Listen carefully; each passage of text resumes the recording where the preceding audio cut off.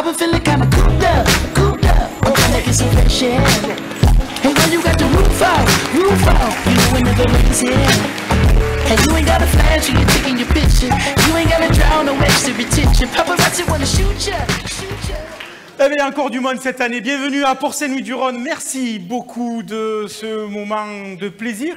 Même si cette année, sous la houlette de ma Lulu préférée, il a fallu que j'interrompe un petit peu l'accueil que je voulais réserver à chacun personnellement d'entre vous, parce qu'il fallait bien que nous démarrions cette cérémonie de vœux.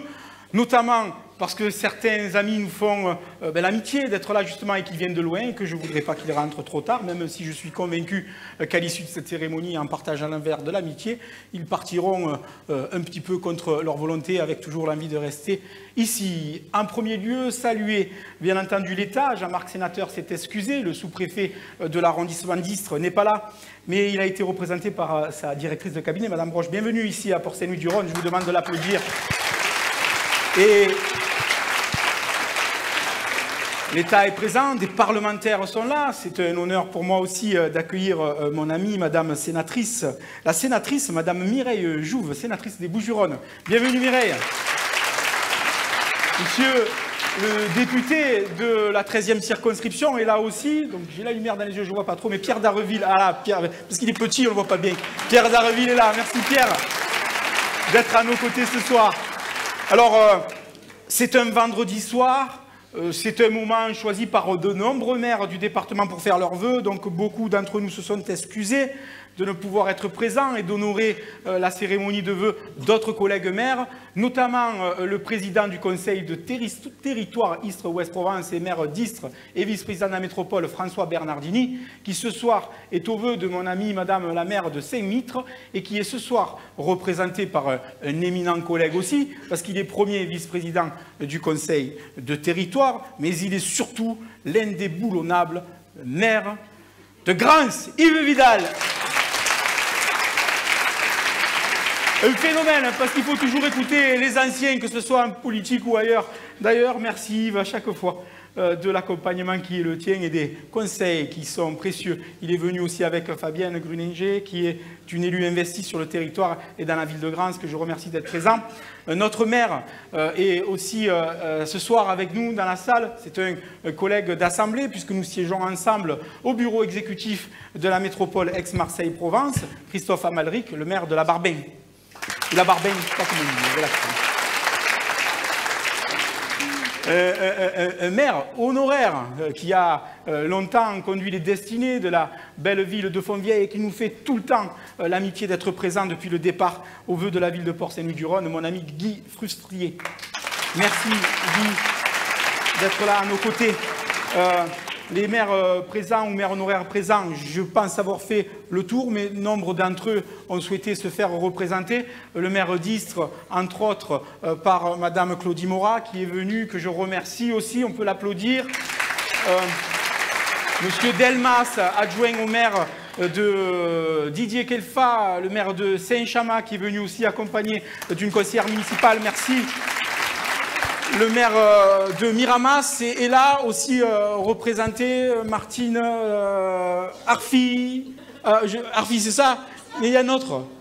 Ayala, voilà, c'est celui-là qui me manquait, qui est là. Merci Martine. Je fais un tour rapide du regard pour les maires, les conseillers départementaux, la conseillère départementale du canton d'Arles, Madame Aurore Raoux, est là ce soir aussi. Merci, merci beaucoup. Le maire d'Arles, ou pas, ou en tout cas à son nom propre, mais lui, il est tout le temps là. Et il nous fait souvent l'amitié de sa présence et sur de nombreux dossiers qui concernent la ville de Port-Saint-Louis-du-Rhône, au travers de l'implication qui est dans le CIMADREM. Jean-Luc Masson, adjoint au maire d'Arles, présent dans la salle, que je remercie. L'amitié aussi de la députée de la circonscription à laquelle appartenait la ville de Port-Saint-Louis-du-Rhône, Monica Michel, qui n'est pas là ce soir, qui m'a transmis ses bons voeux par le voie de son compagnon, M. Brassard, qui est venu aussi ce soir nous témoigner de son amitié. Le protocole, c'est jamais un exercice facile. Vous avez vu, j'ai pas de fiche. Donc c'est à la fin qu'il faudra lever la main pour celui ou celle que j'ai oublié. En tout cas pour les élus, merci beaucoup à toutes celles et ceux qui ont fait le chemin. Il y a d'autres personnes qui sont ici ce soir à nos côtés et c'est important parce que nous travaillons au quotidien. J'oserais citer les personnes qui s'occupent de la communauté éducative. En premier lieu, Madame Orlando, inspectrice de l'éducation nationale, qui est dans la salle, accompagnée aussi par Monsieur Guillaume Rossi, le principal du collège Robespierre, des directeurs généraux adjoints aussi de la métropole. Un qui est important quand même, c'est celui un peu qui gère les ressources humaines, puisque Monsieur Pérez nous fait l'honneur et l'amitié d'être avec nous ce soir. Bien entendu, également le Grand Port au travers de la présence de Madame Planck, qui s'est pas planquée, hein, c'est son vrai nom, qui est assise à côté, je me suis permis, hein, j'ai le droit. Voilà. Et puis, bien entendu aussi, les forces de sécurité, les forces de l'ordre, donc Jean-Éric Lépine, le chef de centre, eh bien, il est en activité ce soir, hein, il a été un petit peu obligé par un accident de dernière minute, mais il est représenté par M. Edmond Deleuil, notre Edmond national, voilà, qui est un membre éminent de la caserne de Port-Saint-Louis-du-Rhône. Les forces de secours qui sont représentées par le commandant Salio pour l'ensemble de la brigade d'Arles, mais aussi par rapport à la croche locale, même si le major Trojani n'est pas là ce soir, il est dignement représenté. Une belle surprise pour moi, puisque j'ai eu l'occasion de rencontrer très récemment le commandant de la base aérienne d'Istres, qui nous fait l'honneur aussi ce soir d'être représenté.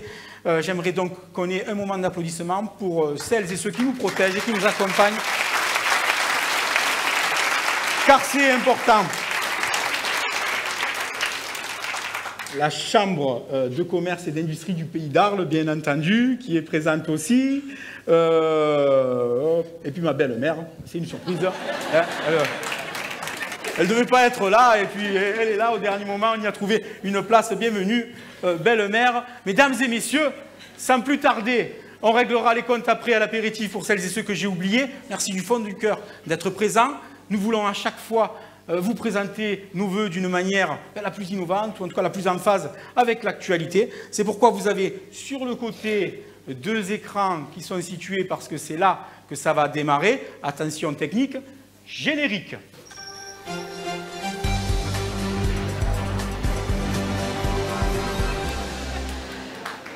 Mesdames et messieurs, bonsoir et bienvenue dans cette émission spéciale consacrée aux vœux du maire de Port-Saint-Louis-du-Rhône. Martial Alvarez répondra dans quelques instants sans langue de bois aux questions posées en partie par la population. Une émission, vous le verrez, qui se déclinera autour de 5 thématiques. Mais d'abord, je vous propose d'accueillir sous vos applaudissements le maire de Port-Saint-Louis-du-Rhône, Martial Alvarez. Bravo. On est prêt ? Allez. On m'a dit de boire. Monsieur le maire, bonsoir. Bonsoir Sandrine. Merci d'avoir accepté notre invitation. C'est un plaisir. Je le disais, cette émission va se dérouler en plusieurs temps. Nous aborderons avec vous les projets et actions que vous avez engagés sur la ville, le devenir de celle-ci, notamment au travers de la métropole, votre engagement auprès des Port-Saint-Louisiens que nous sommes allés questionner. Enfin, l'amour que vous portez à Port-Saint-Louis-du-Rhône. Mais celui-ci sera-t-il suffisant pour vous engager dans un second mandat? Nous le saurons peut-être à la fin de cette émission. Mais avant d'aborder tous ces sujets, toutes ces questions qui sont nombreuses, monsieur le maire, pourquoi avoir proposé cette année ce concept inédit de questions-réponses à l'occasion de vos vœux? D'abord, on prend toujours beaucoup de plaisir, nous, à Port-Saint-Louis-du-Rhône, à accueillir la population, à accueillir ceux qui viennent pour témoigner de leur amitié ici à Port-Saint-Louis-du-Rhône. Et nous avons amélioré nos outils de communication, le site internet de la ville, même une page Facebook. Je me suis moi-même investi en mettant une page Facebook en mon nom. Et pour encore plus accompagner la volonté d'agir dans la proximité, nous avons soumis à nos administrés un formulaire questions-réponses pour que je puisse répondre directement à leurs questions, à leurs attentes. Et puis je trouvais donc que cette cérémonie de vœux était l'endroit merveilleux pour y répondre. Et des questions que nous aurons l'occasion d'entendre puisque nous sommes allés voir justement des Port-Saint-Louisiens qui ont souhaité vous poser ces questions face caméra. Alors cette proximité que vous aimez entretenir passe aussi avec celles et ceux qui vous accompagnent au quotidien dans votre action politique et que vous avez voulu ce soir ici présent. Une action municipale, ce n'est pas seulement l'engagement d'un maire, ce n'est même pas l'engagement d'une équipe, c'est l'engagement de l'ensemble d'un conseil municipal où toutes les expressions peuvent se proposer, peuvent permettre de construire un projet. Mais mon équipe, c'est bien entendu mon socle, c'est bien entendu ce qui fait la force de l'engagement qui est le nôtre. Et si je les ai avec moi pour vous parler, je me sens encore plus fort. Alors venons-en maintenant au sujet qui nous intéresse ce soir expressément, ce sont les préoccupations des ports saint-louisiens. Vous avez engagé la ville depuis maintenant près de 5 ans dans des projets jusqu'ici jamais réalisés, à commencer par les projets dits structurants. On recense parmi les chantiers engagés le projet phare de votre mandat, qui est celui de la piscine, un équipement qui était au cœur de votre campagne en 2014. Mais pourquoi en avoir fait une priorité? N'y avait-il pas finalement sur Port-Saint-Louis-du-Rhône d'autres chantiers à lancer? Il y avait plein de chantiers à lancer, mais nous n'avons pas fait que s'occuper de ce projet-là. Mais c'était quand même celui qui avait fait le corps de notre engagement de campagne. Ce n'est pas Sonac Grache qui s'occupe des équipements sportifs, ce n'est pas Ali Abdeslam qui, dans le cadre de sa délégation au sport, vous dira le contraire. La piscine était une ambition réelle. D'autant plus que cette piscine, les Port-Saint-Louisiens, c'est moins qu'ils en entendent parler. Port-Saint-Louis-du-Rhône, ville entre fleuve et mer, la nécessité de savoir nager est un droit, est un devoir même pour les élus. J'avais 10 ans, vous savez, quand je prenais le chemin de l'école, et je le raconte souvent, et que je rencontrais un panneau de signalisation où il y avait le plan de la ville, avec un point, il y avait marqué « Ici, piscine ». 10 ans. Bon, j'ai un peu plus que 10 ans maintenant. Vous voyez, 30 ans qu'on attendait cet équipement. Donc, nous avions vraiment la volonté de le réaliser, et en plus à l'endroit qui finalement a toujours vu converger les regards, et c'est bien là que se construira la piscine. Et elle se dessinera, parce que nous n'avons pas simplement construit, ou en tout cas engagé la construction d'une seule piscine. C'est tout un ensemble, toute une cohérence de projets dans un endroit situé parfaitement là où se passe un petit peu l'enseignement du sport, l'enseignement de manière générale, puisque nous avons eu la chance d'inaugurer un magnifique collège qui se trouve dans un espace qui deviendra demain une véritable plaine sportive, où les administrés pourront mener et déposer leurs enfants, que ce soit pour qu'ils aillent à l'école, de la même manière pour qu'ils aillent pratiquer leur activité sportive et associative. Je dois rappeler que nous avons livré récemment un terrain synthétique, dernière génération, merci la métropole au passage, et que nous construisons aussi des nouvelles salles sportives qui préfigurent la reconstruction du gymnase Virgile Barrel. Un endroit qu'on pourra traverser de manière longitudinale, est-ouest, nord-sud, et où nous pourrons trouver en famille des moments fabuleux. Mais comme je le disais, en dehors des équipements sportifs, nous avons engagé de nombreux chantiers structurants au travers de la voirie, et nous aurons sûrement l'occasion de parler de l'ensemble des choses que nous avons portées à notre crédit. Exactement. Alors j'en reviens tout de même sur ce projet phare de votre mandat à la construction de la piscine. De nombreux habitants ici présents, d'ailleurs, s'interrogent tout de même sur la fonction même de celle-ci, puisqu'elle est présentée comme étant une piscine éducative. Est-ce que cela veut dire qu'elle ne sera réservée uniquement qu'aux élèves de cette commune, qu'aux enfants de Port-Saint-Louis-du-Rhône? On avait surtout, et je l'ai précisé, le souhait qu'elle soit destinée à l'apprentissage du savoir nager, donc à l'éducation. Elle a été imaginée pour cela. Pour autant, ça restera un bassin avec de l'eau, avec un bassin pour des plus petits, avec des vestiaires, avec un endroit où tous les Port-Saint-Louisiens pourront se rendre, soit pour une activité associative, que les initiatives de water-polo, de bébé nageurs, d'aquagym, je ne sais quelles autres activités pourront avoir lieu, mais elles pourront s'y tenir, tout comme la possibilité pour nos administrés de pouvoir s'y rendre avec leurs enfants, leurs petits-enfants, ou même tout seuls, pour faire quelques longueurs et quelques brasses. Alors, parmi les autres chantiers lancés sous votre mandat, il y a aussi celui de la rénovation de l'habitat social. Vous avez constaté à votre arrivée en 2014 que celui-ci nécessitait une réhabilitation dans de nombreux quartiers de la ville. La résidence Allende est la première à bénéficier de cette rénovation. En quoi l'habitat social est finalement une priorité alors qu'on ne compte que 40% de propriétaires dans votre commune et que vous vous étiez pourtant engagé en 2014 à développer des projets d'accession à la propriété? Jean-Paul, t'entends ça? Non, nous, on est au rendez-vous de nos engagements. Nous avons dit, lorsque nous sommes entrés en campagne, que l'offre de logement avait été déséquilibrée. C'est-à-dire qu'on avait poursuivi la construction et la livraison d'ensemble d'habitat social à atteindre un niveau, quand même, qu'on pourrait souligner d'exemplaire. Quasiment 50% des logements à Port-Saint-Louis-du-Rhône sont de l'habitat social, et que ça suffisait. Il fallait que nous puissions offrir une autre forme d'acquisition d'habitat. Donc nous avons stoppé la construction de logements sociaux pour s'engager sur de la rénovation, j'y reviendrai plus tard. Mais parallèlement à ça, nous avons livré des parcelles à bâtir pour que les Port-Saint-Louisiennes et les Port-Saint-Louisiennes puissent acheter leur lot de terre et construire leur maison. Nous avons livré très récemment sur le port et sur les balcons du port un ensemble avec une vingtaine de logements en acquisition à la propriété et avec même une formule pour accompagner socialement l'acquisition à la propriété. Donc vous avez vu que nous avons essayé de diversifier l'offre de logements pour qu'il y ait un véritable parcours, pour que tous les Port-Saint-Louisiens et les Port-Saint-Louisiennes puissent trouver ce qu'ils souhaitent et que parallèlement à ça, il nous était insupportable de laisser les gens qui habitaient dans l'habitat social existant dans des conditions un peu compliquées. Mon premier message envers les bailleurs sociaux a été celui de leur dire et de leur montrer l'importance d'entretenir leur bâti. D'une part, parce que de manière cohérente, on investit sur un bien qui doit durer dans le temps, donc il faut l'entretenir. Mais puis deuxièmement, parce qu'on ne peut pas laisser les gens habiter dans des conditions qui sont fortement désagréables. En tout cas, le message était clair, nous ne délivrerions pas de droit à construire pour de nouveaux logements si les bailleurs ne s'engageaient pas dans la rénovation de leur bâti. Il faut croire que nous avons été entendus. Regardez comme Erilia a répondu présent en menant une réhabilitation de plus de 10 millions d'euros. 10 millions d'euros sur une résidence qui, nous l'espérons, va redevenir une résidence phare d'habitat social. Et comme engagement, c'est celui que nous avons pris avec les élus de Port-Saint-Louis-du-Rhône, le bailleur qui s'engage à rénover son bâti, nous nous accompagnons en rénovant la voirie. C'est ce qui se passe avec les Aliendés. Nous sommes en train de rénover, de réimaginer cet espace.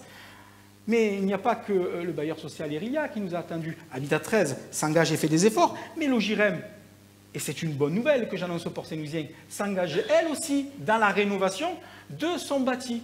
La Logirem, c'est pratiquement 1000 logements. 1000 logements qui sont répartis sur 3 résidences. La résidence Marcel Baudin, la résidence Ambroise Croizat et la résidence Jules Jolivet. Ben, figurez-vous qu'ils vont engager eux aussi plus de 10 millions d'euros de travaux pour pouvoir rénover leur bâti. Donc forcément, M. Rougon, il va falloir aussi qu'on réfléchisse à comment nous accompagnerons cela. Alors les bâtiments publics ne sont pas en reste sous votre mandat puisque là aussi vous avez entrepris de construire, de bâtir un centre technique municipal et prochainement une maison de service au public. Pourquoi investir dans de nouveaux bâtiments alors qu'il suffisait peut-être juste de rénover?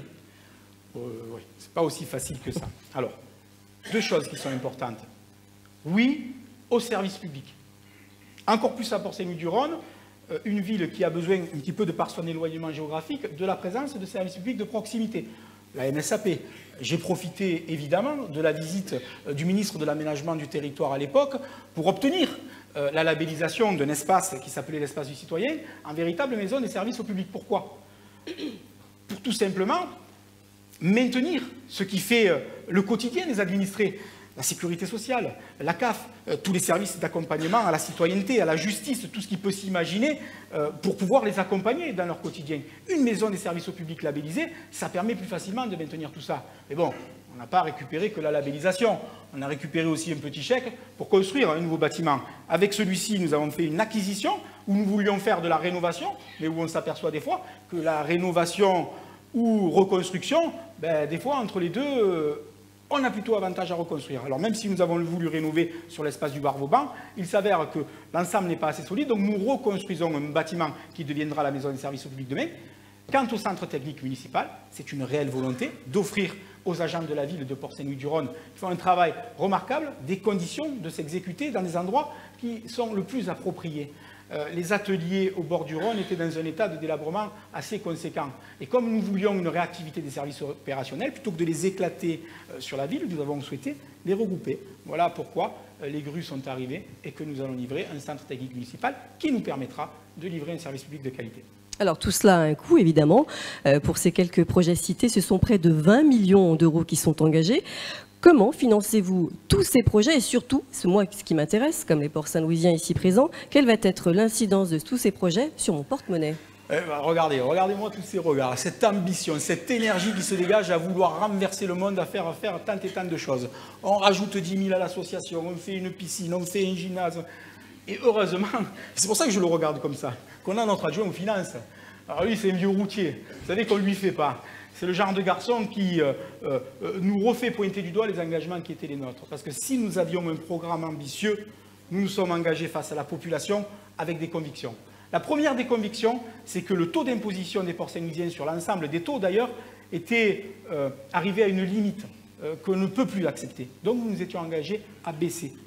Et deuxièmement, nous avons engagé notre début de mandat avec un taux d'endettement qui était quand même assez conséquent. Donc nous n'avions plus les moyens de nous dire que nous allons continuer à emprunter. Il fallait maintenir le taux d'endettement de la ville. Mais il s'avère que, comme beaucoup de choses, nous avons tenu nos engagements. Aujourd'hui, je dois rappeler, mais les administrés le savent, que dès notre budget 2015, nous avons agi sur les 3 taux. Le foncier bâti, le foncier non bâti et la taxe d'habitation, et nous avons procédé à une première baisse. L'année dernière, nous avons voté avec le conseil municipal à nouveau une baisse du foncier bâti. Et à côté de ça, comme vous l'avez très justement dit, il fallait pourtant que nous ayons des finances pour réaliser tous les équipements, les nombreuses réalisations qui se sont faites à Port-Saint-Luc-du-Rhône. Quel est le secret? Pas de miracle. J'ai déjà commencé à faire un petit peu le tour des communes pour accompagner mes collègues maires et écouter leurs vœux. Et hier, le maire de la Barbeng l'a dit précisément. Nous sommes allés solliciter les collectivités et nous avons eu des oreilles plutôt attentives. Port-Saint-Luc-du-Rhône a pris sa place sur le territoire et je dois remercier Madame Martine Vassal, présidente du département aujourd'hui de la métropole, d'avoir à chaque fois pris attention et attache à écouter le message qui était le nôtre et nous accompagner dans l'ensemble de nos réalisations. La plupart de ces réalisations, elles ont fait l'objet d'un contrat départemental qui accompagne la commune. Et là, le département va venir financer à 50%. Pour l'instant, le chemin ne s'est pas arrêté là, puisque le département est venu aussi accompagner la commune sur des travaux du quotidien, sur des travaux d'équipement. Nous avons mobilisé la métropole, nous avons mobilisé la région, nous avons mobilisé l'État. Finalement, nous avons mobilisé toute notre énergie pour aller chercher les subventions là où elles pouvaient être possibles. Donc, on a réalisé cette partie du travail en mobilisant les partenaires. Mais à côté de ça, il fallait aussi mener un travail en interne pour réduire les dépenses inutiles de fonctionnement. Et là, je veux remercier les services municipaux qui, sous la pression du maire que je suis, accompagné par la volonté de l'adjoint aux finances de pouvoir réduire les budgets pour que nous puissions dégager des marges de manœuvre, se sont manifestement très bien exécutés, puisque, comme je vous l'ai dit, à l'heure actuelle, nous avons baissé les taux d'imposition et nous n'avons pas augmenter l'endettement. Et pour autant, les réalisations sont au rendez-vous. Me voilà rassuré. Alors, en parallèle à ces projets structurants, vous vous êtes aussi engagé sur de nombreux chantiers qui concernent le quotidien des habitants, à commencer par l'éducation des enfants. Plus de 120 000 € ont été investis ces 2 dernières années dans les écoles afin que celles-ci accèdent au numérique. Que faut-il comprendre derrière ce mot qui veut tout et rien dire finalement? J'ai eu peur dans votre question. Ça, que 120 000 € dans les écoles avec l'argent massif qui est investi pour les entretenir, pour les rénover. Merci de le ramener qu'au numérique. On va arriver au numérique et je veux préciser combien l'action conduite par les élus, de manière générale, dans l'accompagnement de la jeunesse, je l'ai dit avec Ali Abdeslam, élu auprès de la jeunesse, mais surtout et aussi Cécile Dupont dans l'éducation.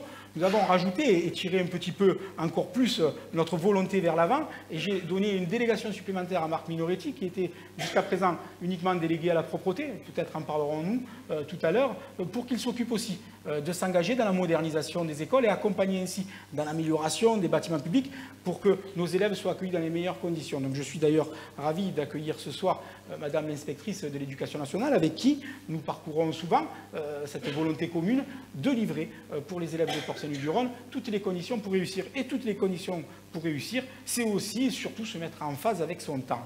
Alors, il y a très peu de temps, nous avons inauguré le plus beau collège de l'Académie Aix-Marseille-Provence, peut-être même le plus beau de France, je ne sais pas. Il est très beau.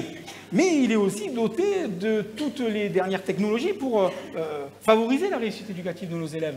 Et nous, communes, nous avons la responsabilité de l'enseignement dans les écoles élémentaires.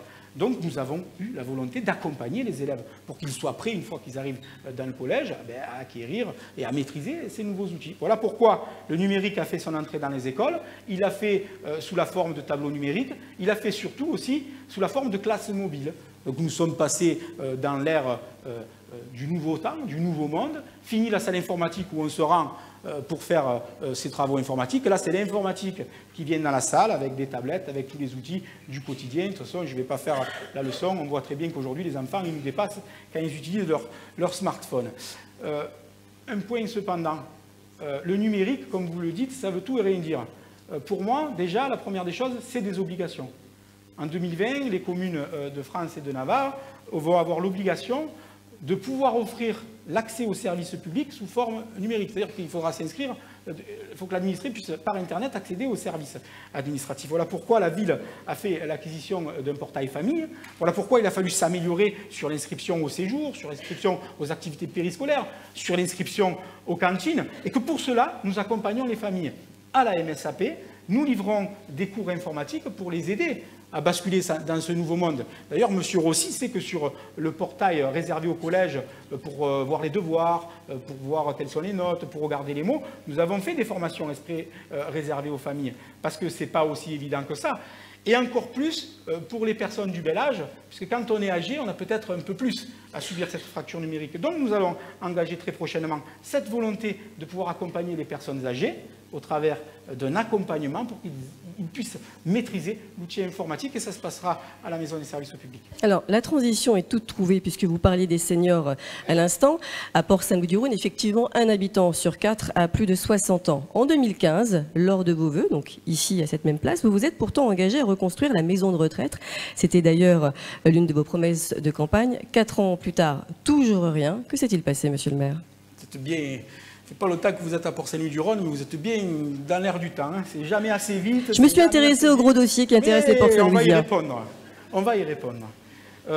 Déjà, la première chose, on ne va pas opposer le bel âge à la jeunesse. Parce que moi, chaque fois que je vais rencontrer les personnes âgées, que ce soit dans les clubs, au cours des repas, et chaque fois que j'ai grand plaisir à partager du temps avec eux, elles me parlent tout le temps des petits-enfants pour savoir si on s'occupe bien d'eux. Donc oui, on s'en occupe. Donc voilà pourquoi nous nous engageons aussi auprès des personnes du bel âge. Je veux souligner le travail qui est conduit au sein du CCAS par Sandrine Luigi, par Françoise Brassini, mais aussi par Aline Cianfarani, qui nous accompagne sur ces questions-là pour pouvoir accompagner les personnes âgées. Mais oui, vous avez raison, la maison de retraite. Alors sur ce dossier, Sandrine, et d'ailleurs je salue Odile Sarlénia, directrice de la maison de retraite, qui est dans la salle ce soir, nous en avons fait l'exégèse. Ouais. Ah, un mot compliqué pour moi, expliquez-moi, je ne comprends pas. Marc Minorecki me regarde, exégèse, qu'est-ce qu'il dit? Il fallait que je trouve un mot assez puissant pour expliquer combien il a fallu rentrer dans ce dossier. On est tout Alors, j'ai cherché et un ami m'a proposé exégèse. Qu'est-ce que ça veut dire? Je vous conseille d'aller regarder sur Wikipédia. Ça veut dire qu'il a fallu vraiment analyser, rentrer au cœur du dossier pour que nous puissions nous apercevoir que finalement, et ce que nous avions récupéré lorsque Mme Sarligna a pris la succession de l'ancien directeur de la maison de retraite et quand moi-même j'ai pris la succession de mon prédécesseur, sur ce dossier, au final, ce n'étaient pas les 14 lits ou les 20 lits supplémentaires qui étaient mis à disposition, puisque nous avons actuellement un établissement de 46 lits, ni l'endroit où c'est qu'il pouvait être construit qui garantissait la réalisation de cet équipement. Il a fallu tout reprendre. Il a fallu avoir et obtenir plus de lits pour avoir un équipement qui est un équilibre économique.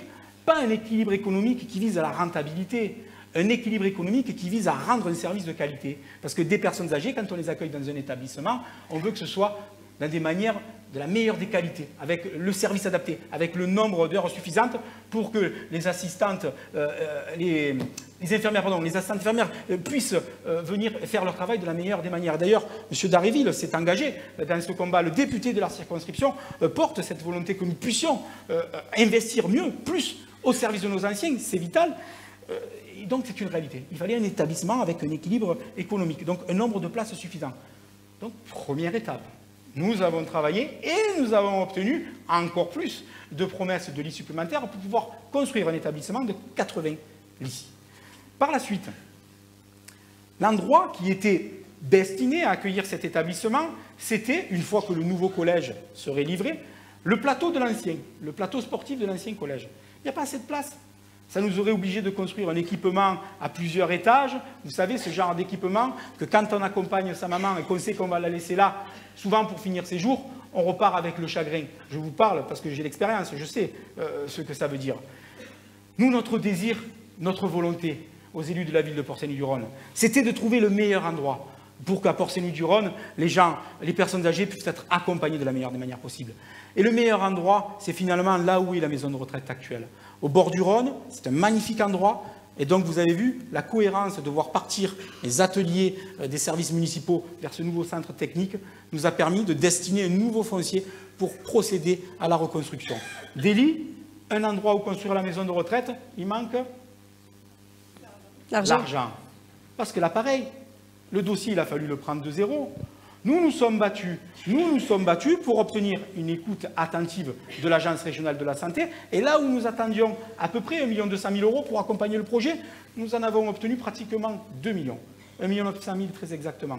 Et là, comme une missive qui est arrivée à Noël, même si j'avais délivré un petit peu le message un petit peu avant, j'avais trahi le secret, une fois de plus, Madame la Présidente du département, Martine Vassal, est venue témoigner, apporter son soutien et dire aux Port-Saint-Louisiens qu'elle souhaitait s'engager, elle et sa collectivité, pour que les personnes âgées à Port-Saint-Louis-du-Rhône puissent finir leur jour de la manière la plus digne possible et les accompagner dans ce moment de leur vie, et est venue s'engager au travers d'une subvention de 2 400 000 € pour réaliser cet équipement. Donc aujourd'hui, et Madame Sarligna le sait, nous allons pouvoir, dès 2019, travailler sur le permis de construire, que je me languis de signer avec beaucoup de plaisir pour avoir cette belle maison de retraite à Port-Saint-Louis-du-Rhône. C'est une bonne nouvelle pour les Port-Saint-Louisiens. Effectivement, on peut l'applaudir.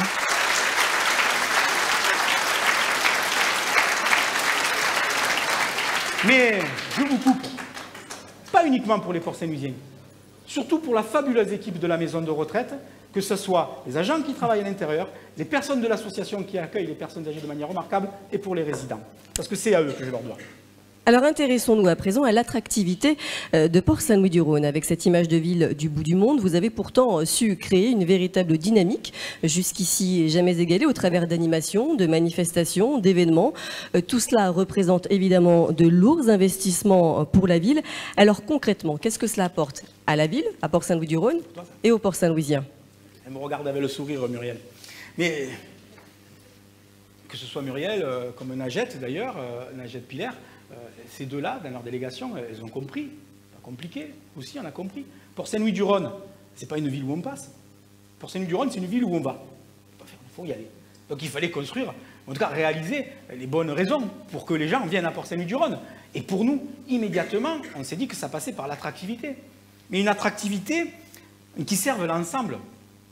Donc voilà pourquoi, la première fois qu'on s'assit autour de la table, et j'ai cette image et je suis sûr que mes collègues la partagent, on s'est dit, où c'est qu'il faut que la ville se retrouve pour que ça soit bien, que ce soit beau, que ce soit le port de Plaisance. Immédiatement. Voilà, il n'a pas fait débat. C'est là qu'on a concentré notre énergie pour offrir sur la période estivale un lieu, une place, où on concentre tous nos efforts pour être le mieux possible, pour avoir des temps les plus festifs possibles, pour voir converger toutes les initiatives de la ville.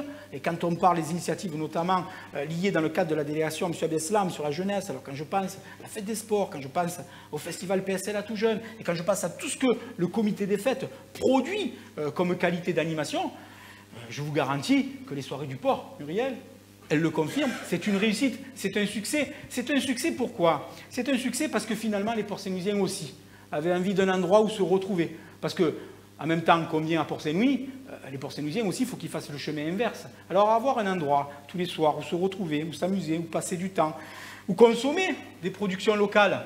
Parce qu'à Port-Saint-Louis-du-Rhône, nous avons une qualité culinaire, nous avons surtout des produits phénoménaux. Et ce n'est pas moi qui vais décrier le travail fabuleux fait par nos pêcheurs, nos conchiliculteurs avec l'huître. Il faut bien des vitrines pour discuter ces produits-là. Mais là, dans tout ce lieu-là, nous trouvons toute la bonne énergie pour faire le savant tiercé gagnant, c'est-à-dire attractivité basée sur le fait que les Port-Saint-Louisiens sont contents, attractivité et pari réussi pour faire que les Port-Saint-Louisiens qui accueillent des gens de l'extérieur accueillent des gens qui sont heureux de venir à Port-Saint-Louis-du-Rhône, et puis troisièmement, parce que ça sert surtout l'économie locale, et servir l'économie locale, c'était la première mission que Najette Pilaire s'est donnée pour pouvoir d'abord prioriser les commerçants port-saint-louisiens sur ces espaces de restauration, et puis surtout, elle a voulu les accompagner au travers d'une mission, donc un service de la ville qui accompagne les commerçants de proximité, et je salue la présidente qui est dans la salle. Nous avons accompagné aussi les commerçants pour qu'ils se refédèrent en association, pour qu'ils soient plus dynamiques. Mais il n'y a pas que les soirées du port côté d'Oc à Port-Saint-Louis-du-Rhône, il y a aussi d'autres événements sur lesquels nous investissons, parce que derrière je l'entends bouger, je l'entends trembler, parce que chaque fois il a peur que nous coupons les financements. Mon ami Jean-Paul Gué, il est là, à ma droite, il est beau, hein. Jean-Paul Gué et le festival de la Camargue et du Delta du Rhône. Il en est le président historique, Il en est le président historique et il a surtout cette délégation de l'environnement qui partage avec Madame Parodi, où nous avons là la volonté d'être aussi exemplaires et que nous avons plusieurs fois démontré notre pugnacité à mettre en avant notre territoire. Alors vous parlez justement d'attractivité, de développement économique. L'année dernière, toujours à cette même place, lors de vos vœux, vous présentiez le projet d'aménagement de la zone du Mazet, pourvoyeuse d'emplois à terme. Jusque-là, rien ne s'est passé. Y a-t-il des freins au développement de cette zone du Mazet, monsieur le maire? Bonne année, rien ne s'est passé. Et c'est ce qui interpelle tout la baguette magique et hop, c'est parti. C'est ce qui intéresse les Port-Saint-Louisiens, monsieur le maire. J'ai lu un livre, c'était Le domaine des dieux, je crois, Astérix et Obélix, là. Le Panoramix, là, il faisait une potion, là, il jetait le petit gland, et hop, il y avait directement le chêne. On est impatient, en fait. Non, alors... D'abord, je salue la présence de M. Picon, directeur du pôle Nautisme et Mer, qui est venu avec toute son équipe d'ailleurs, qui a donné une vraie impulsion au projet de la zone du Mazet. Je voudrais dire quelques mots. D'une part, 2018 a été une très bonne année pour le projet de pôle Nautisme. Les engagements qui étaient les nôtres, exactement, mot pour mot, c'était lancer la réalisation d'un pôle Nautisme et Mer. Je crois qu'à la fin de ce mandat, nous aurons même déjà engagé les premières réalisations d'un pôle Nautisme et Mer, parce que finalement, la concrétisation et l'avènement d'une société publique locale, dans laquelle la métropole et la ville ont capitalisé pour faire avancer ce dossier. Je vous rappelle quand même, et beaucoup d'anciens ici savent que ce n'est pas facile de négocier avec le port. Alors même si Madame Planck, qui est planquée au coin du poteau, ne dira pas le contraire, nous avons travaillé de manière remarquable, en bonne intelligence, avec d'un côté un port qui a compris les enjeux aussi de se séparer du foncier qu'elle n'était pas le mieux placé pour aménager et de faire confiance, d'un autre côté, à une collectivité ou à un outil qui était à même de porter un vrai projet. Donc en bonne entente, nous avons trouvé, au bout de 2 belles années de négociations, un accord. Et nous avons signé très récemment, c'était au début de l'automne, un transfert de gestion avec Madame Cabot, la directrice du port, qui permet ainsi à la ville de Port-Saint-Louis-du-Rhône d'aménager comme il souhaite tout le bord à quai sur le long du canal Saint-Louis. Je dis que ce n'est pas chose simple, mais je dis surtout que c'est le véritable phénomène déclencheur du pôle Nautisme et Mer. À côté de ça, je dois dire aussi qu'avec le département des Bouches-du-Rhône, avec la ville d'Arles, avec la ville de Tarascon, avec la ville de Martigues, Port-Saint-Louis-du-Rhône va enclencher la réalisation d'un syndicat mixte qui va porter l'avènement de la croisière fluviale pour porter des investissements pour accueillir les bateaux, les plus grandes unités et organiser la retombée économique de ce que peut produire cette activité touristique sur l'ensemble du territoire. C'est des choses qui ont été engagées en 2018, c'est du concret. 2019 verra, puisque les membres du conseil d'administration de la société publique locale l'ont décidé ainsi, aussi le défrichage de la zone du Mazet, c'est-à-dire que toutes les friches, tous les hangars, là, que ça fait un peu pas joli, vont être levés pour avoir un foncier totalement sain. Et puis, et surtout, comme je m'y étais engagé avec la population, je le dis, d'ici 2020, ils verront les bulldozers arriver pour l'aménagement de l'entrée de zone du secteur du Mazet, pour faire cet espace intergénérationnel, pour montrer que le développement économique doit d'abord créer une véritable connexion, une véritable passerelle avec la ville, et la ville ainsi profiter de ce développement économique, et nous aurons cet espace dès 2020. Mais bon, vous savez, ce sont des projets d'aménagement économique. Il faut des années et des années, ce sont des projets à horizon 15, parfois 20 ans pour réussir. Je pourrais prendre exemple, puisque je voudrais conclure sur ce sujet en parlant aussi de l'activité historique de la ville de Port-Saint-Louis-du-Rhône au travers du port et de Distriport. Distriport, c'est un projet qui a commencé, dont la commercialisation a commencé en 2006. Et c'est que cette année que nous venons de finir la livraison de l'ensemble de l'espace qui était dédié. Donc 2019, 2006, 2019, vous voyez, 13 ans pour commercialiser. Voilà, ça, ce sont des échelles d'aménagement économique importants. Mais, alors, oui, allez-y. Non, non, je vous en prie. Ah ben non, je ne me permettrai pas. Justement, vous me parlez de Distriport. J'avais une question à vous poser à propos de Distriport. Effectivement, l'activité logistique semble bien se porter, au point que la zone Distriport devrait s'agrandir. D'ailleurs, les derniers résultats du Grand Port Maritime de Marseille montrent une très bonne santé de l'activité container. Qu'est-ce que cela veut dire? Qu'est-ce que cela apporte à Port-Saint-Louis? Voilà, je regarde le clin d'œil de Johan Bergenot, qui est tout fier d'entendre parler du port, et il a bien raison d'ailleurs, parce que oui, l'activité conteneur du port se porte bien. C'est une activité qui est importante pour la ville de Port-Saint-Louis-du-Rhône. Et d'ailleurs, les Port-Saint-Louisiens le savent. De nombreux jeunes Port-Saint-Louisiens ont intégré les effectifs du GEMFORM, des nouveaux dockers. C'est important. Parce que les dockers sont une corporation qui compte ici à Port-Saint-Louis-du-Rhône. Le port a développé son activité et son trafic. Ça a permis de faire des embauches et ça, c'est bien. Et quand vous parlez du Distriport, tout à fait, pratiquement 210 000 m² d'entrepôts, en tout cas de permis, ont été signés, des entrepôts qui vont se construire cette année en 2019. Un petit remerciement au passage au service de l'État et au préfet que vous pourrez transmettre, Madame Broche, puisque M. Dartout s'est engagé à faciliter un peu les choses, parce que là encore, on pinaillait, parce que c'est la France, ça. Vous savez, rien n'est simple. Les choses apparaissent évidentes, mais il y a toujours des réglementations à respecter qui sortent d'on ne sait d'où, et où des fois, c'est un peu confus. Et quand c'est un peu confus, et qu'on a l'État qui intervient pour un peu clarifier les choses, ça nous aide. Donc, ça veut dire que Distriport 1, c'est fini, c'est full, comme on dit. Complet, Marc. Full complet. Et dès le prochain mandat de la gouvernance du port, la ville de Port-Saint-Louis-du-Rhône et la métropole vont essayer de livrer rapidement 100 hectares supplémentaires sur Distriport 2 pour continuer à soutenir et approfondir la filière logistique qui nous permettra de créer de l'emploi. Alors vous parlez justement de la métropole. Intéressons-nous justement à la place de Port-Saint-Louis-du-Rhône dans cette métropole, une institution de 92 communes. Vous le savez, la création de métropole ex-Marseille-Provence a suscité de nombreuses inquiétudes, notamment celle de se faire avaler et de ne pas pouvoir exister. Or, vous êtes l'un des tout premiers défenseurs de cette institution. Pour quelles raisons? Qu'est-ce que finalement la métropole apporte à votre ville? J'ai porté le message du pragmatisme, en fait. Nous avons à Port-Saint-Louis-du-Rhône une histoire qui a vu les premières collaborations de communes qui ont produit des richesses nous échapper. On remonte aux années 70. Une collaboration entre communes s'est créée, le SCA, puis SAN. Et pendant 30 années, que la ville de Port-Saint-Louis-du-Rhône est restée à côté, sur la touche, toute seule, on a vu Istres, on a vu Miramas, on a vu Fos se développer, et on a fait des piscines, et on a fait des bibliothèques, et on a fait des services publics. Et tout ça, tout cet argent, on l'a vu passer sans pouvoir en bénéficier. Tout ça, pourquoi? Des sombres raisons politiques qui m'échappent, en tout cas des intérêts divergents des intérêts des populations. Et deuxièmement, la peur du modernisme, la peur de l'avenir. C'était une erreur. Et tout le monde l'a reconnu que c'était une erreur. Et donc il a fallu attendre 2003 pour que la ville de Port-Saint-Louis-du-Rhône puisse intégrer cette institution. Vous voyez le temps perdu?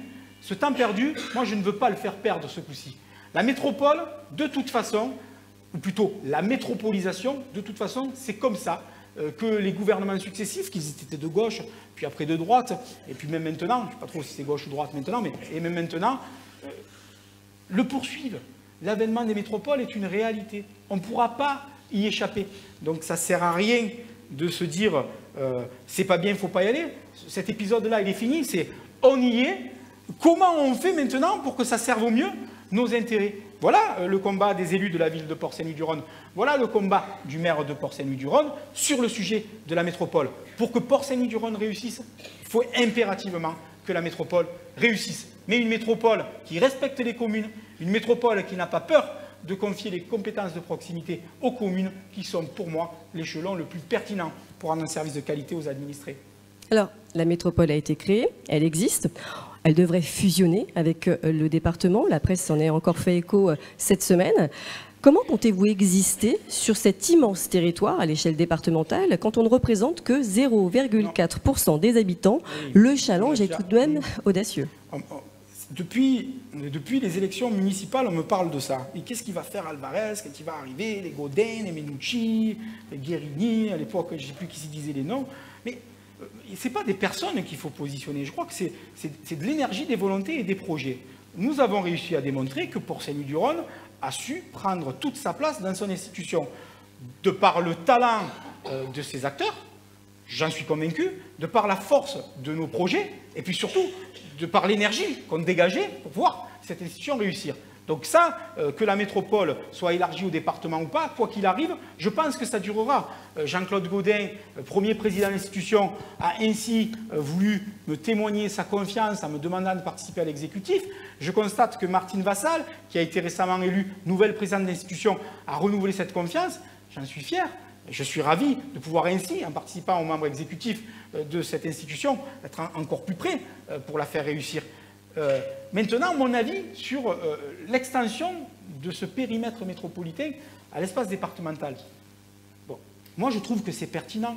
Alors, c'est peut-être aussi parce que je suis un petit peu, moi, comme beaucoup de citoyens, je le crois, pour la diminution du millefeuille administratif. Là. Toutes ces strates qui font que une région, un département, une métropole, une commune, ça en fait un peu trop. Il faut optimiser. Il faut que nous ayons, que nous nous donnons les moyens d'avoir quelque chose qui soit un petit peu plus cohérent, qui nous permette aussi de réduire les coûts, tout en étant efficace. Donc moi, je crois que c'est pertinent. Après, quand il s'agit du Pays d'Arles, l'avenir leur appartient. Laissons-les maîtres de ce qu'ils souhaitent décider. Mais en tout cas, comme je vous le disais en préambule, moi je crois qu'il est carrément difficile d'exister à côté d'un mastodonte. Donc, quoi qu'il arrive, le maire de Port-Saint-Louis-du-Rhône demain sera investi dans la métropole, qu'elle soit élargie au périmètre qui inclurait le Pays d'Arles, comme si le Pays d'Arles ne nous rejoignait pas. Mais même si nous représentons 0,4% de cette institution, je suis en train de faire le compte, oui c'est ça, on s'est aperçu que nous avons réussi à prendre notre place dans le territoire. Et j'en suis fier de le porter avec beaucoup d'élus qui sont ici à nos côtés ce soir. Mais concrètement, monsieur le maire, avec des exemples, comment les Port-Saint-Louisiens profitent de cet engagement que vous avez en tant que délégué métropolitain au quotidien? Comment ils peuvent en profiter aujourd'hui? Bon, je ne veux pas faire de chauvinisme, ni pouvoir un moment faire penser que mon engagement métropolitain, je le fais que pour tirer les fruits pour ma commune. Même si... que certaines bouches les oreilles, c'est un peu vrai, mais bon, ce serait bête de faire le contraire. C'est un peu normal de penser en premier à ses administrés, même si, comme je vous le dis, comme moi je veux voir réussir cette institution, je veux qu'elle serve l'ensemble du territoire. La métropole est présente dans chacun des petits plus que nous avons réussi à livrer. Il est où? Arrête de trépigner, Fred. Mon premier adjoint qui est en charge des travaux, c'est très bien que si nous ne mobilisions pas les enveloppes métropolitaines qui viennent du Conseil des territoires sur cet effet-là, nous n'aurions pas pu conduire nombre de réhabilitations. La rue Henri-Leroy, l'avenue Louis-Aragon, le lotissement Goba-TB, il y a encore tout un tas d'autres exemples qui sont des choses que nous avons pu engager très rapidement au service de nos administrés parce que justement la métropole nous accompagnait. Ensuite, sur l'engagement qui est le mien au sein de la métropole, on ne va pas être dupe, on ne va pas se mentir. Je siège pour la métropole au conseil de surveillance du Grand Port. Peut-être ça a un peu pesé dans les négociations quand il a fallu discuter de l'avenir de Port-Saint-Louis-du-Rhône et de la collaboration avec le Grand Port maritime. À côté de ça, je porte une délégation dans laquelle je m'emploie pleinement. L'emploi, l'insertion et l'économie collaborative. Mais parce que cette délégation-là, en fait, elle est fabuleuse. Parce que quand je me suis assis au milieu de ces institutions, qu'on commence à me parler de stock, de file active, j'ai dit, vous parlez de qui? Des demandeurs d'emploi. Ça m'a choqué. Moi, je veux qu'on humanise l'action envers ceux qui en ont le plus besoin. Alors, nous avons en même temps un nombre de personnes engagées de manière remarquable sur ces questions-là, avec des collectivités qui investissent énormément de moyens, et pour autant, nous ne parcourons pas la réussite de résultats satisfaisants. Donc moi, je veux donner de la bonne énergie à ceux qui sont là, toutes ces personnes qui travaillent pour amener des résultats, on va mener ce combat, et que c'est vrai que quand nous lançons des initiatives au niveau métropolitain. Je suis très satisfait d'avoir réussi à faire accréditer la métropole comme organisme intermédiaire de gestion des fonds européens. Parce que je vois que chaque année, la France rendait de l'argent à l'Europe, alors qu'il suffisait de le mobiliser, parce que certains disaient que c'était trop dur d'aller chercher de l'argent à l'Europe, parce qu'ils payent trop tard et qu'il y a des problèmes de trésorerie. Réglons les problèmes de trésorerie, mais prenons quand même l'argent à l'Europe. Quand nous avons réussi à mobiliser la clause sociale, maintenant de manière obligatoire sur l'ensemble des marchés publics de la métropole, c'est une satisfaction. Et que quand je rencontre des partenaires privés pour mener des partenariats sur la métropole, je pense notamment au groupe G2R La Mondiale, je pense à la Fondation FAS, avec qui nous avons mené des chantiers importants pour accompagner ceux qui en avaient le plus besoin. Je crois que les Port-Saint-Louisiens ont pu toucher du doigt très récemment, parce que le hasard a voulu que la première Job Academy métropolitaine se déroule à Port-Saint-Louis-du-Rhône. C'est juste un hasard. C'est juste un hasard. Mais les Port-Saint-Louisiens ont pu en bénéficier. Alors vous êtes certes délégué métropolitain, mais vous êtes avant tout maire de Port-Saint-Louis-du-Rhône. Ceci m'amène à vous demander quelle est votre réflexion aujourd'hui sur l'engagement en tant que maire. Je m'explique. Récemment, une enquête menée par l'Association des maires de France révélait qu'un maire sur deux n'envisageait pas de renouveler son mandat. Qu'est-ce que cela implique aujourd'hui d'être maire? Quels sont finalement les ingrédients pour réussir cette mission? Premier des ingrédients, il faut être bien entouré. C'est évident que quand on a une équipe solide, les choses sont beaucoup plus faciles, notamment parce que finalement, on a pu s'en apercevoir, le mandat de maire s'exprime aussi dans d'autres représentations, et que quand on est ailleurs, il faut avoir l'esprit tranquille dans sa commune. Et pour ça, je dois dire que j'ai une fabuleuse équipe qui m'épaule au quotidien et qui remplit formidablement bien cette mission. Un équilibre aussi. C'est pénible d'être maire, notamment pour les plus proches. Je pense à mon épouse, je pense à mes enfants, qui bien souvent font des concessions. Donc si on n'a pas ce savant mélange d'un appui dans l'action que nous conduisons avec une équipe solide, et aussi que tout aille bien dans la vie personnelle pour qu'on puisse s'épanouir, c'est compliqué. Donc je pense que c'est là qu'il faut construire l'équilibre. Ça, je l'ai. Ensuite, je crois qu'il faut de la passion dans les choses que l'on entreprend. Il faut une vision, évidemment, une vision qui nous permet de lever la tête, parce que si on reste que dans le pipi-caca, comme dirait Lucienne, ça devient compliqué. Pour autant, il faut s'en occuper. Mais je crois que cette vision, c'est ce qui permet d'affronter l'avenir, ce qui permet de tirer vers le haut et de tirer vers l'avant les gens qui sont là pour qu'on avance, quoi. Parce que l'immobilisme, il n'y a rien de pire. Il y en a qui marchent. Moi, j'avance, hein. Alors on y va. Alors, monsieur le maire, Martial Alvarez 2020, on y croit ou on n'y croit pas? Alors, parce que là, vous n'avez pas répondu à la question. Oui, je sais, mais moi aussi, je l'ai eu, cette question-là. J'ai répondu au questionnaire de l'Association des maires de France. J'ai d'ailleurs été au congrès à Paris, en novembre dernier, pour justement exprimer cette difficulté que je ressentais, voilà, cette verticalité avec laquelle l'État se ressaisit des affaires. C'est dur pour les communes. On nous a un peu pressé le citron, on a de moins en moins de dotations pour fonctionner. À côté de ça, on nous lève des compétences. Et pourtant, moi, je reçois mes administrés au quotidien. Eux, ils ont besoin de réaction immédiate. Donc ça, c'est dur. C'est le message qu'on a voulu faire passer. Mais est-ce que c'est suffisant à me démotiver? Non. Alors, quand il a fallu répondre à cette question, moi, je n'ai pas répondu négativement. Et en plus, je vais vous faire une confidence, j'ai envoyé un petit texto. C'était le 24 décembre.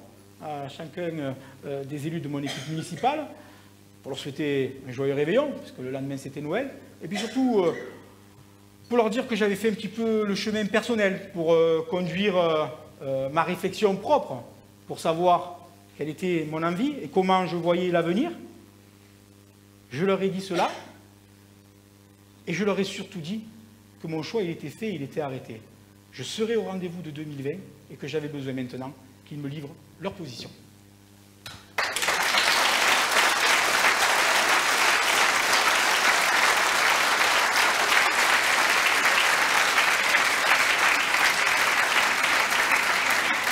Ah, c'est une surprise, hein?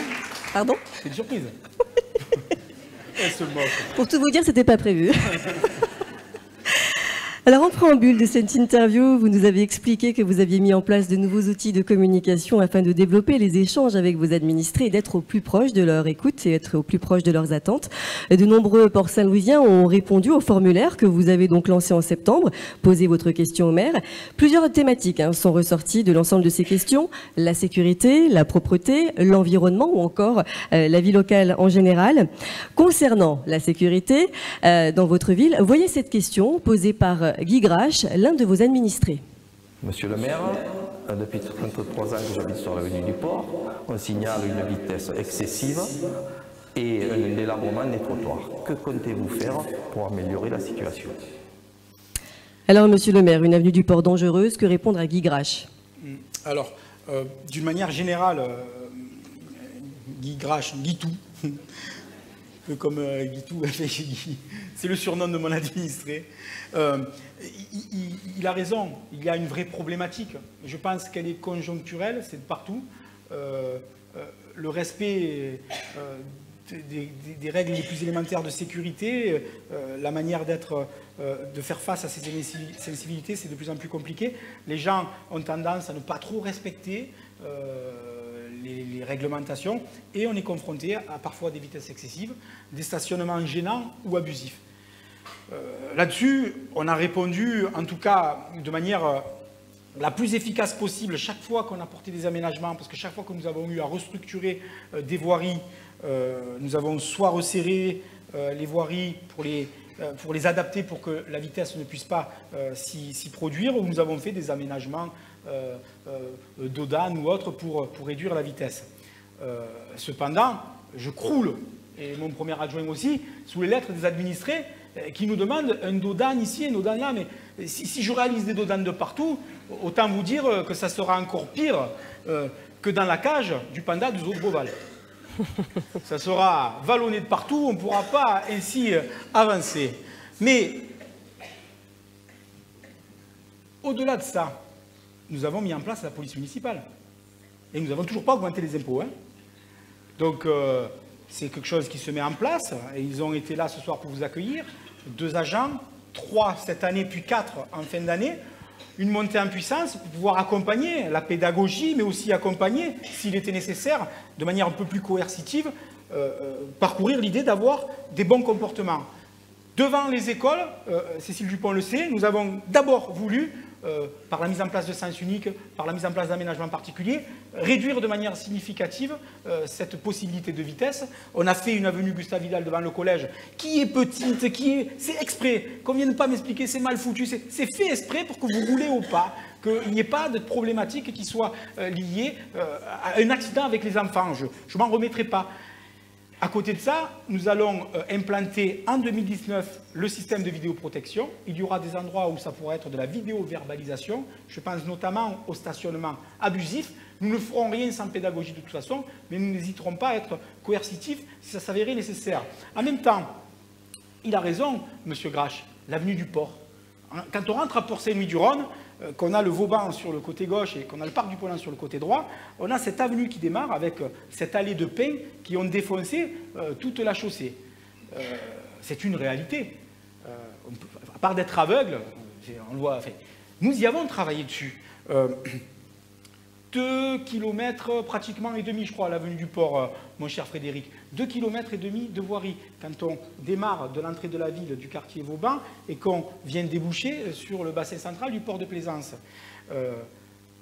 Une voie départementale. Pour la route, les trottoirs sont communaux. Donc vous avez vu qu'on commence à être dans des dossiers un petit peu compliqués. Donc nous, ce que nous avons fait, c'est que nous avons lancé une étude pour pouvoir réaménager l'ensemble de cette avenue du Port, pour que nous puissions vivre en harmonie, cyclistes, véhicules, piétons, et que pour lancer la réalisation de cet ensemble, il va falloir concerter la population. L'étude est là, les propositions, on doit les faire, mais il ne nous aura pas échappé, puisque votre question était précise tout à l'heure, que nous sommes en 2019, et que 2019, c'est une année préélectorale, sur laquelle la concertation, on ne peut pas la faire. Il y a une réglementation qui est particulière, sur laquelle on va devoir faire le plus attention possible, et que Guy Grache sache que tout est prêt, cette étude est là. Dès 2020, je ne sais pas qui sera là, en tout cas, si c'est nous, nous engagerons la consultation pour montrer que nous souhaitons réaliser cet investissement. Sur l'ensemble de l'avenue du Port, ce sera 18 millions d'euros qu'il faudra mobiliser, mais nous y répondrons. Très bien, ce qui n'est pas rien comme investissement. Alors ici, j'ai une autre question entre mes mains, posée donc via ce formulaire. Posez votre question au maire, une question posée par Isabelle Garagnon, qui vous interpelle sur la propreté de votre ville. Elle aimerait connaître vos projets en 2019 pour améliorer justement la propreté à Port-Saint-Louis-du-Rhône. La propreté, oui. La ville est sale, on l'entend, c'est vrai. Cependant, je veux rendre hommage à l'ensemble des équipes municipales qui, au quotidien, font le nécessaire pour que ça soit propre. Et que bien souvent, on a un peu les boules de la manière dont c'est sale. Et ça, je sais que tous mes collègues maires, ils me diront la même chose. Nous avons investi fortement dans du nouveau matériel pour améliorer les choses. Nous avons fait ouvrir la déchetterie le samedi, le dimanche. Cependant, ce n'est jamais suffisant. Il y a quand même des gens qui sont très peu délicats et qui ne font pas comme on aimerait que ça soit fait. Mais nous avons quand même amélioré de manière significative les choses. Je ne voudrais pas qu'il y ait confusion. Parce que des fois, on confond un peu propreté avec le fait qu'il y a un peu des herbes folles qui ont poussé. Parce que la collectivité doit faire face à ça aussi. Nous ne pouvons plus utiliser les produits phytosanitaires. C'est le zéro phyto qui est imposé par l'Europe, mais nous souhaitons aussi respecter notre environnement. Donc aussi, il a fallu s'adapter, avoir de nouveaux outils, de nouvelles méthodes. Et tout ce nouveau matériel, toute cette nouvelle manière de faire, ben, il a fallu peut-être un petit peu du temps pour mettre en place les choses. La fin de cycle, là, sur l'année dernière, a été plutôt très positive. Marc Minoretti est employé de manière énergique au quotidien dans le cadre de son mandat pour que nous puissions être au rendez-vous de la satisfaction attendue par nos administrés. Mais Marc, combien de fois nous nous sommes dit lui et moi, dans l'intimité de mon bureau, que si chaque jour, un port saint-louisien, on est pratiquement à 9000, se donnait comme mission de ramasser un déchet et de le mettre dans la poubelle. Vous verriez comme nous vivrons mieux. Un appel à la population est donc lancé.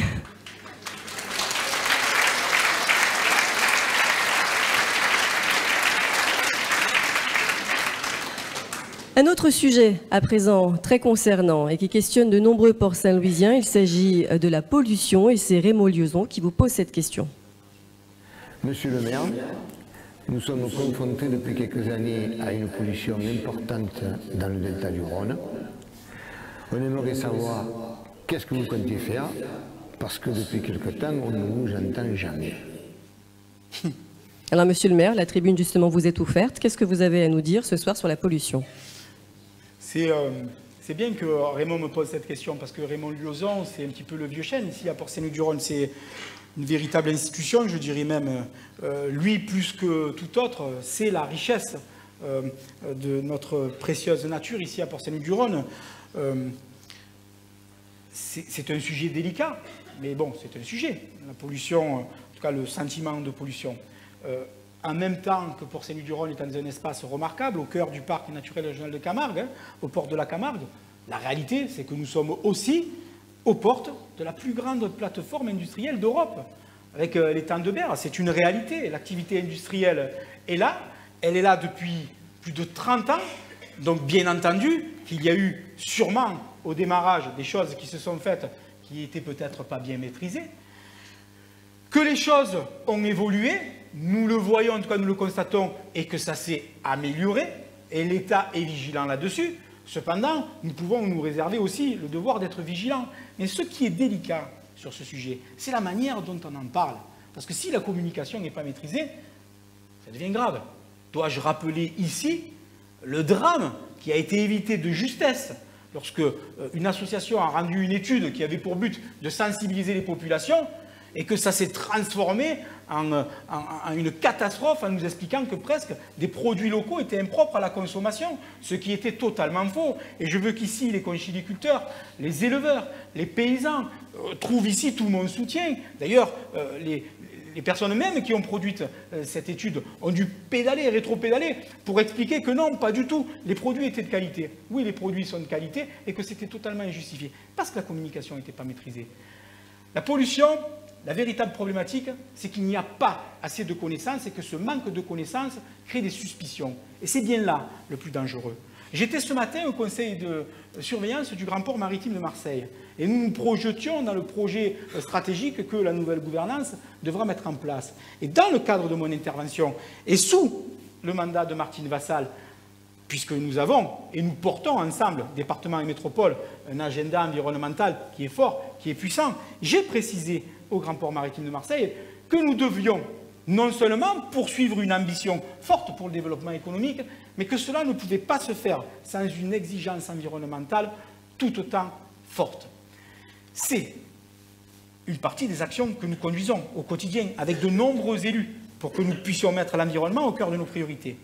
À côté de ça, n'oublions pas, et Raymond ne peut pas oublier, que l'équipe municipale qui est ici à mes côtés, nous avons, dès 2014, laissé libre cours et accompagné une association pour mener une étude environnementale. Cette association, c'était Fossepséal. Elle était conduite par Yolène Ferrier. C'était la volonté de pouvoir mener sur le ressenti des populations des questions précises d'ordre de santé publique pour alerter l'État. Ça a marché. On a réussi à remettre un petit peu au cœur des préoccupations ce sujet. L'État a continué à mener des mesures fortes sur certains industriels qui étaient peu précautionneux pour qu'ils respectent leur engagement avec des astreintes. Et à côté de ça, nous engageons, ville de Port-Saint-Louis-du-Rhône, industriels, État et de nombreuses collectivités, financièrement et techniquement, un projet qui s'appelle Réponse pour essayer d'analyser au mieux quelles doivent être les mesures de prévention sur les risques liés à la pollution. Mais au final, je ne laisserai personne un seul instant douter de l'engagement qui pourrait être le mien. Et Raymond le sait très bien sur ces sujets-là. À Port-Saint-Louis-du-Rhône, nous n'avons pas la volonté que se disent qu'il n'y a que à Fos-sur-Mer et qu'à Port-Saint-Louis-du-Rhône, que c'est le bout du monde, que c'est le déclin, que là c'est pollué, et ailleurs non. C'est totalement faux. C'est pas vrai. C'est juste parce qu'il y a eu une étude là pour alerter que les choses ont été mises à mal comme ça. Mais c'est une problématique qui concerne tout un territoire. Et pour autant, faudrait-il qu'il soit justifié. Ce que nous devons être en mesure de connaître, c'est l'effet nocif du cumul, du panachage des pollutions, pour avoir et apporter une réponse. Parce que moi, je crois, et vous savez, j'ai perdu successivement, en 2017 et en 2018, des frères qui sont décédés de cancer, et que, bien entendu, ça m'interpelle. Allez, plus légèrement, une question qui anime aussi de nombreuses conversations à Port-Saint-Louis-du-Rhône, et c'est Cathy Kem qui vous pose cette question. Monsieur le maire, pour l'année 2019, le vœu de l'association des chats port-saint-louisiens, ce serait d'avoir un local. Dans l'ancien collège, il y a beaucoup d'espace. Pourriez-vous, s'il vous plaît, nous mettre à disposition un local? Nous vous en serions bien reconnaissants. Merci. J'ai vu, Cathy. Alors, monsieur le maire, l'ancien collège suscite de nombreuses convoitises. Les associations pourraient-elles investir cet ancien établissement scolaire? Alors, c'est vrai que la question qui m'est posée par Cathy, avec sa gouaille habituelle, et d'ailleurs, je veux quand même expliquer qu'elle parcourt avec les membres de son association une mission qui est cruellement compliquée. Eux, ils sont là pour maîtriser la population de chats. Et souvent, ce n'est pas bien interprété. Mais on a besoin de ces gens pour que nous puissions maîtriser les nuisances qui sont liées au fait que les chats puissent ainsi, dans la nature, se propager. Donc, je salue l'action de l'Association des chats et de sa présence, bien entendu. Après, je comprends sa demande légitime de pouvoir disposer d'un local pour parcourir au fonctionnement de son association. Plus de 120 associations à Port-Saint-Louis-du-Rhône. Nous avons travaillé, et Ali le sait, pour essayer de satisfaire l'ensemble des demandes pour accompagner les associations. Et nous continuerons à le faire. Cependant, le collège, aujourd'hui, qui a été libéré et qui est revenu dans l'escarcelle de la commune, nous avons essayé d'étudier ce que nous pouvions en faire. À un moment donné, nous avons même pensé mettre des services municipaux dedans, voire en faire un grand centre administratif. Mais seulement, quand on est arrivé au bout de l'étude, on aurait mis tous les services administratifs de la ville, puis tous les services techniques qui nous seraient restés encore le deuxième étage. C'est trop grand. Donc, on ne peut pas décemment penser que nous installerons des associations dans ce bâtiment. Nous avons un projet sur celui-ci. Nous allons travailler avec le lycée Henri Leroy qui veut se développer et qui veut sortir sur d'autres locaux qui sont les leurs actuellement. Donc, nous travaillons et 2019 devons être l'année où nous concrétiserons le déploiement du lycée privé Henri Leroy sur les bâtiments de l'ancien collège. Et comme ça, nous pourrons les aider à faire émerger de nouvelles filières d'enseignement qui serviront les populations et les jeunes port-saint-louisiens dans les métiers d'avenir qui se reconstruiront ici à Port-Saint-Louis-du-Rhône. Et de dire à Cathy que sur ce dossier, le mandat n'est pas encore fini, que je m'efforce de vous apporter une réponse avant que nous nous engagions pour la suite.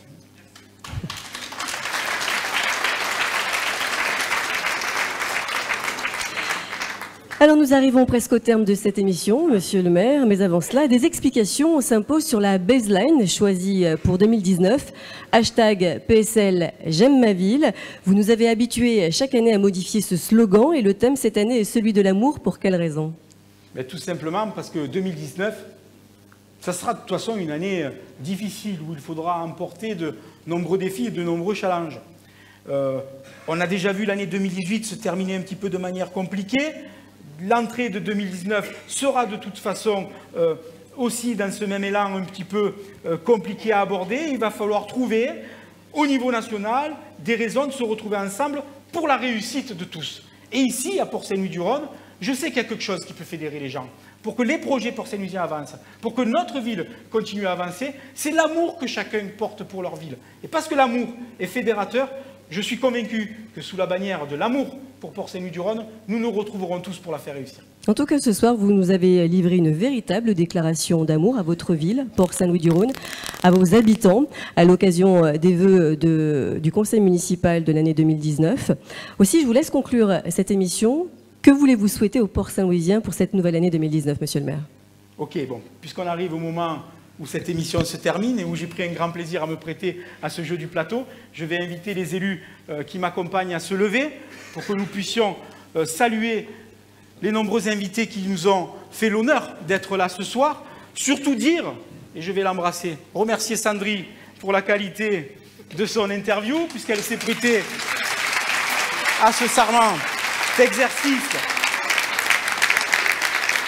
Et que je veux aussi dire combien les choses ne seraient pas possibles si nous n'avions pas des services remarquablement investis, qui se sont employés toute la semaine pour faire que nous vous accueillions dans les meilleures conditions. Je sais que les filles de la logistique vont vous réserver le meilleur des accueils pour le buffet. Vraiment remercier toutes les équipes techniques. Tous ceux qui ont fait équipe technique et aussi le son, la technique là-bas, merci pour tous ceux qui ont réalisé tout le travail nécessaire pour rendre ces vœux possibles. Et puisqu'on est tous là réunis, je voulais vous dire, musique maestro, que Porcelaine Louis du Rhône présente ses meilleurs vœux et que parce que quand on s'aime vraiment, ce n'est pas nécessairement que pour se regarder l'un et l'autre et que nous voulons construire des choses ensemble. Donc s'aimer, c'est aussi regarder dans la même direction. Je compte sur l'énergie de tous pour faire réussir la ville. Bonne année!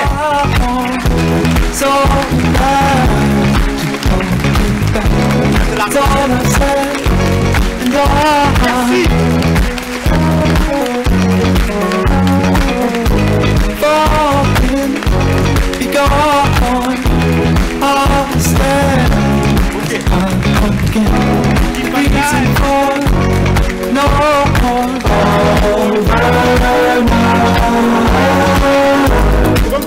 I was thinking to hold you back.